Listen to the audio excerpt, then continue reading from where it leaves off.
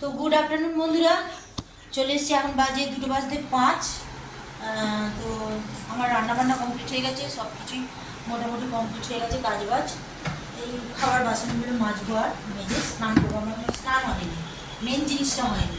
তো আজকে গতকাল দেখাতে পারিনি তোমাদের, শরীরটা বিশেষ ভালো নেই গতকাল, সেই জন্য ভিডিও ছাড়া হয়নি, তেমন ভিডিও করাও হয়নি শরীরের জন্য।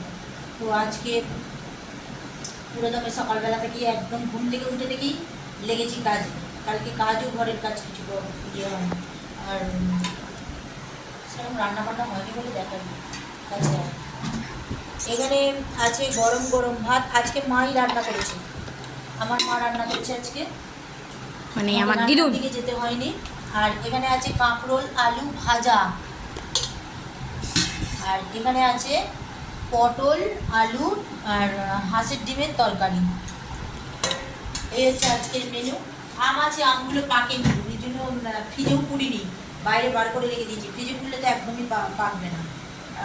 আর আচার ওই যে রোদে দিয়েছি, ওইখান থেকে আচার নেব।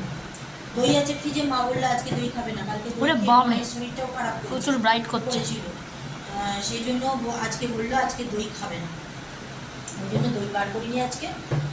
থাক, আগামীকাল দেখা যাবে।